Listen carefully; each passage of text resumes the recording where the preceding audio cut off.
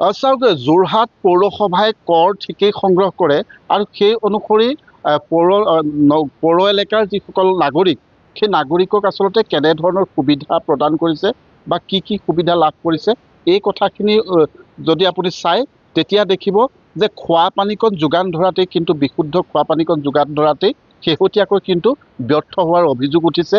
আজি কিছুদিনৰ পৰা যোৰহাটৰ যিটো পৌৰ এলেকাৰ পানী যোগান আঁচনি সেই আঁচনিটোৰ এক প্ৰকাৰ যি আঁচনিৰ জৰিয়তে যি পানী যোগান ধৰা হৈছে সেয়া কোনো খোৱাৰ অনুপযোগী, একেবাৰে অনুপযোগী আৰু যাক লৈ সাধাৰণ নাগৰিকৰ মাজত যথেষ্ট প্ৰতিক্ৰিয়াৰ সৃষ্টি হৈছে।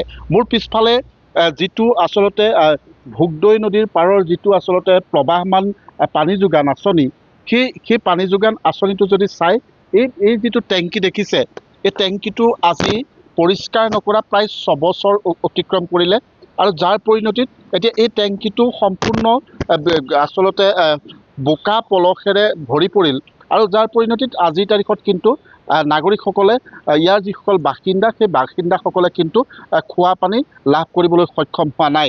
আৰু এই সন্দৰ্ভত বিভিন্নজনে অভিযোগ উত্থাপন কৰিছে যে আমি কৰ দিওঁ পানী লাভ কৰাৰ নামত আমি যিটো কৰ দিব লাগে সেয়া কৰ পৌৰসভাক সময়মতে আমি আদায় দিওঁ, কিন্তু তাৰ বিপৰীতে কিন্তু তেওঁলোকে খোৱা পানী যোগান ধৰিব পৰা নাই বা যিসমূহ যোগান ধৰিছে সেয়া একেবাৰে দুৰ্গন্ধময় লেতেৰা আৰু যাৰ পৰিণতিত যথেষ্ট সমস্যাৰ সন্মুখীন হৈছে সাধাৰণ নাগৰিকসকল বা আৰু বাসিন্দাসকল।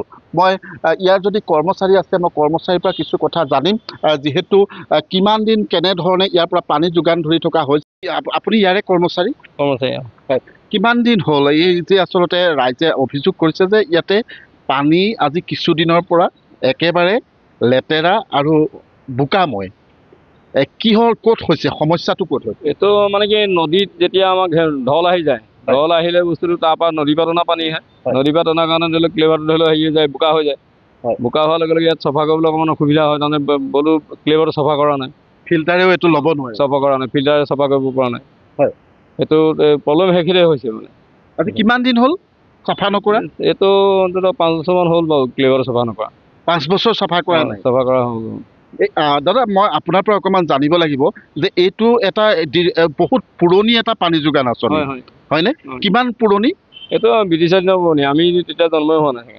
হয়, তেতিয়াৰ পৰা পানী যোগান ধৰি তেতিয়াৰ পৰা যোগান ধৰি থকা। কিন্তু এতিয়া এই পানী যোগানটো কিন্তু এতিয়া 6 বছৰ দিন চাফা কৰা নাই। 6 বছৰ হ'ল বাৰু চাফা নাই কৰা ক্লেভাৰ। এতিয়া সেইকাৰণে মানুহ সমস্যাটো হৈছে। আৰু নদীত মানে কি ঢলটো আহি গ'লে যেতিয়া যিটো পানী আমাৰ তাত ফুটবলে টানো, মটৰে টানো, সেই মটৰে টনা ফুটবলটো মানে কি হ'ল বালিটো আহি গ'লে বালিটো পুট খাই যায়, সেইটো খান্দি থাকিবলগীয়া হয়। সেইটো বাৰু হয়ে বাৰু, হৈয়ে থাকে, সেইটো প্ৰায় আপ-ডাউন কৰি থাকিব লাগে ফুটবলটো। আপোনালোকে কৰ্তৃপক্ষক জনাইছে কথাখিনি? জনাই আছো। তেওঁলোকে কি কৈছে? তেওঁলোকে টেণ্ডাৰ দিছো কৰি আছে, কিন্তু আজিকালি হোৱা কথা আছে টেণ্ডাৰ। আজি ৰাতিপুৱা আকৌ আমি কৈছিলো।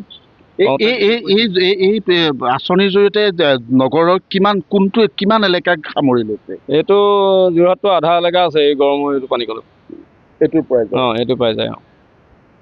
আপুনি ইয়াৰে কি পদবীত আছে? মইতো এইটো আছে পদবীত আছে। ধন্যবাদ জনাইছোঁ।